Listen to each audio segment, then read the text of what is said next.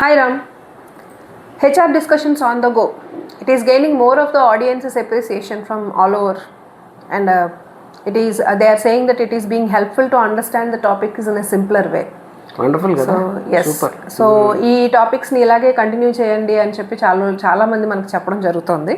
So ఈ జర్నీలోనే మనం ఇంకొన్ని మంచి క్వాలిటేటివ్ క్వశ్చన్స్ గురించి మాట్లాడితే ఇంకా బాగుంటుంది అనే ఉద్దేశంతో I have come up with my next question. Employee engagement మనం చాలాసార్లు వింటూనే ఉంటాం. అంటే ఏంటి అసలు, ఎందుకు చేస్తారు? రైట్. ఎంప్లాయీ ఎంగేజ్మెంట్ అనేది చాలా వరకు ఒక emotional factor between the employer and employee. బేసిక్గా ఏంటంటే ఎంప్లాయీ ఎంగేజ్మెంట్ అంటే చాలా వరకు మనుషులు అనుకున్నారు ఆక్యుపేషను, లేదా వాళ్ళ టైము, వాళ్ళ ఆర్గనైజేషన్లో ఉండే టైంలో వాళ్ళ యొక్క కంప్లీట్గా వాళ్ళ ఫుల్ పొటెన్షియల్ని వాడుకోవడము, వాళ్ళ టైంని ఎఫర్ట్ని కంప్లీట్గా తీసుకోవడము, ఇలా అనుకునేవాళ్ళు. అంటే పూర్తిగా తెలియని వాళ్ళు అనుకునే మాట. యాక్చువల్గా ఎంప్లాయీ ఎంగేజ్మెంట్ అంటే ఎంప్లాయీ యొక్క ఎక్స్పీరియన్స్ అని చెప్పొచ్చు మనం.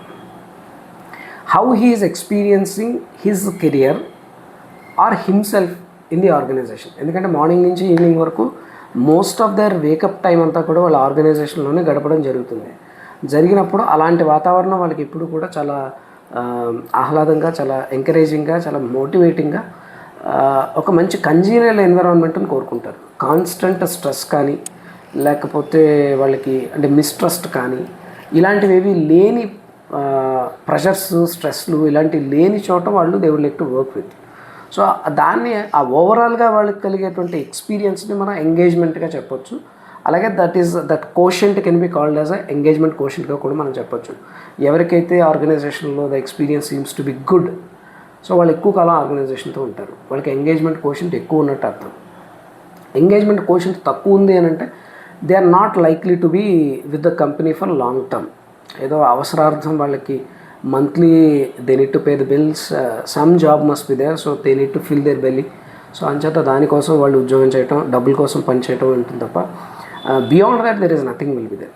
ఇది ఒక ఇమోషనల్ ఫ్యాక్టర్గా కూడా మనం చూడొచ్చు. ఏంటంటే they are I mean as I told you, వాళ్ళ లైఫ్ టైం అంటే ఆ టైంలో వాళ్ళ మ్యాక్సిమం టైం ఇక్కడే వాళ్ళ దీంట్లో గడపడం జరుగుతుంది కాబట్టి ఆర్గనైజేషన్లో.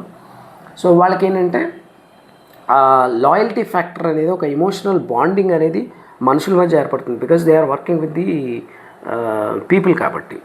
సో అక్కడ ఏంటి, వాళ్ళని ఎక్స్పెక్టేషన్స్ని అందుకోవడము, వీళ్ళు చేసేటువంటి ఎఫర్ట్స్ని సరిగ్గా తీసుకోవడము, ఒక ఎప్రిసియేషను, పర్ఫార్మెన్స్ రికగ్నిషను, అలాగే వాళ్ళకి సరైనటువంటి కాంపన్సేషను, లెర్నింగ్ ఆపర్చునిటీస్, నేర్చుకున్న వాటిని ఇంప్లిమెంట్ చేయడానికి లెర్నింగ్ ఒకటే కాదు, ఆ లెర్నింగ్ తర్వాత వచ్చేటువంటి క్రియేట్ చేసేటువంటి opportunities to translate their knowledge into work అవుట్పుట్కి తీసుకురావటము, కెరియర్ పాత్ క్లియర్గా ఉండటము, ఇట్లాంటివన్నీ కూడా వాళ్ళ ఎంగేజ్మెంట్ లెవెల్స్ని పెంచుతాయి. ఒక రకంగా చెప్తే ఎంప్లాయీ ఎంగేజ్మెంట్ అనేదాన్ని అదర్ సైడ్ ఆఫ్ ద కాయిన్ని ఎంప్లాయీ ఎక్స్పీరియన్స్గా మనం చెప్పొచ్చు. నథింగ్ బట్ రిటెన్షన్ మెకానిజంలో ఎంప్లాయీ ఎంగేజ్మెంట్ యొక్క పాత్ర చాలా ఎక్కువ. హై లెవెల్ ఆఫ్ థింగ్స్ అనేవి ఉంటాయన్నమాట దీని లోపల. ఓకేనా? So this is what is called employee engagement, or you can say it is employee experience. Right, Ram. Thank you so much. Yeah, thank you.